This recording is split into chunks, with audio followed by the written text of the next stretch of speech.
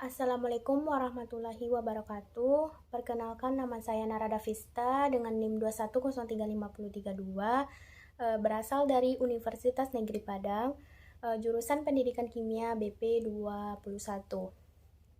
Baiklah, pada kesempatan kali ini saya akan membahas dua materi. Yang pertama, ketahanan nasional, dan yang kedua adalah bela negara. Yang pertama, ketahanan nasional. Ketahanan nasional merupakan kondisi dinamis di mana suatu bangsa mampu mempertahankan kekuatan nasional dari berbagai macam ancaman, tantangan, rintangan, hambatan, baik itu yang berasal dari dalam negeri maupun yang berasal dari luar negeri. Ada 5 aspek ketahanan nasional. Yang pertama ada aspek ideologi, aspek politik, aspek ekonomi, aspek sosial budaya, dan aspek pertahanan dan keamanan. Contoh dari ketahanan nasional, di antaranya saya mengambil berita yaitu tentang pandemi COVID-19. Kita mengetahui bahwa pandemi COVID-19 itu telah terjadi 2 tahun belakangan ini kan.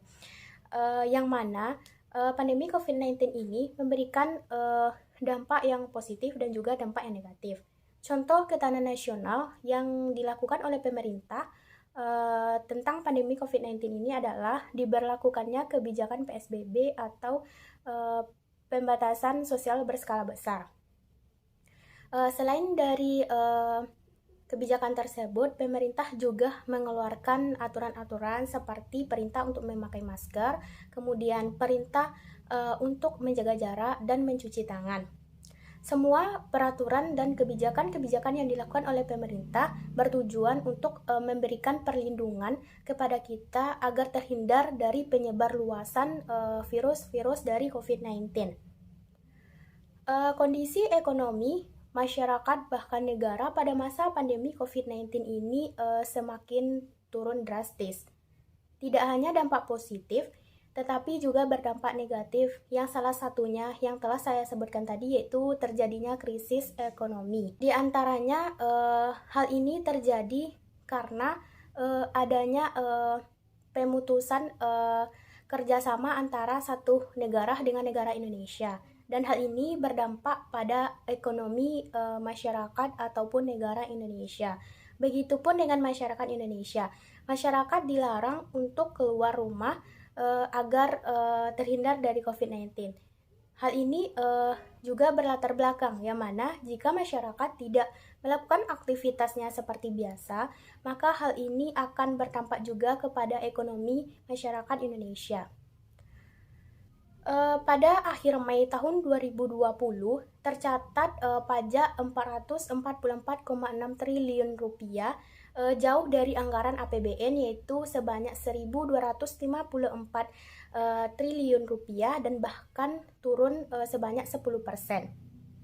Pada masa pandemi COVID-19 ini, masyarakat banyak yang tidak membayar pajak dikarenakan juga krisis ekonomi, kemudian biaya operasional kian sempit, dan banyaknya hutang negara ataupun masyarakat yang pada saat sekarang ini belum dapat memperoleh solusi dari dampak-dampak tersebut. Berikut ini beberapa upaya untuk mempertahankan ketahanan ekonomi, dan antaranya yang pertama, amankan sumber penghasilan, yang kedua, amankan dana darurat, yang ketiga, hindari pengeluaran yang besar, kemudian hindari berutang, serta jika kehilangan pekerjaan maka carilah sumber penghasilan yang baru. Berita ini saya ambil dari kompas.com, yaitu pada tanggal 7 Desember tahun 2020. Yang kedua ada contoh tentang masalah korupsi. Tindak pidana korupsi pada saat sekarang ini di Indonesia tidak bisa kita katakan sebagai kejahatan yang biasa, tetapi termasuk ke dalam kejahatan yang luar biasa, yang mana dampak kejahatan ini sangat begitu luas di kalangan masyarakat. Selain dari itu, korupsi menjadi masalah krusial bagi bangsa dan negara Indonesia, yang mana dapat terjadi pada semua lembaga, dari lembaga tingkat rendah sampai lembaga tingkat tinggi. Pencegahan korupsi tidak akan berhasil secara optimal jika hanya pemerintah yang melakukan pencegahan tanpa disertai dengan adanya peran serta dari masyarakat. Untuk itu, Kita sebagai masyarakat dan saya sebagai seorang mahasiswa harus mampu memberikan solusi dan peran serta dalam menghadapi pencegahan dari korupsi tersebut. Para koruptor harus menerima hukuman yang pantas dan layak, sebagaimana yang diatur dalam undang-undang mengenai korupsi, diantaranya Undang-Undang Nomor 20 Tahun 2001 tentang perubahan dari Undang-Undang Nomor 31 Tahun 1999 tentang pemberantasan korupsi. Dampak negatif dari korupsi ini memberikan tantangan yang luas bagi bangsa Indonesia untuk membangun ketahanan nasional.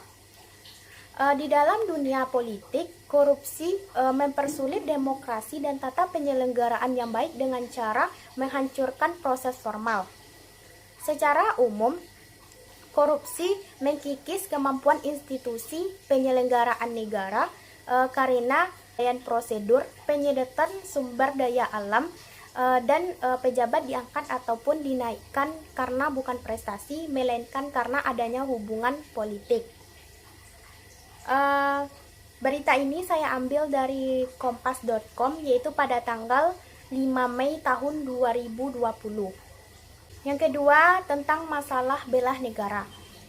Pasal 27 ayat 3 Undang-Undang Dasar tahun 1945 menyatakan bahwa setiap warga negara berhak dan wajib ikut serta dalam upaya pembelaan negara.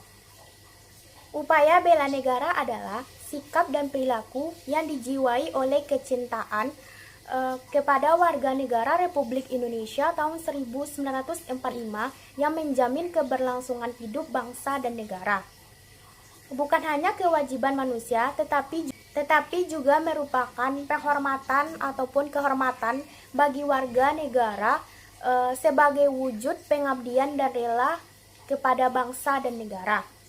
Dari bela negara ini saya ambil dari Olimpiade yang dilakukan atau diwakili oleh dua pasangan dari Indonesia, yaitu Aprilia dan Gracia, yang pada saat itu dia dinobatkan sebagai pasangan ganda terbaik BFW tahun 2021.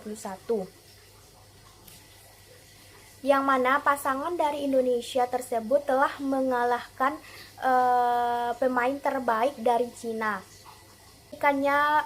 Penghormatan atau penobatan kepada dua pasangan Indonesia menjadikan Indonesia menjadi sebuah negara yang amat bangga dengan adanya pemain bulu tangkis yang amat handal baik di dunia nasional maupun internasional.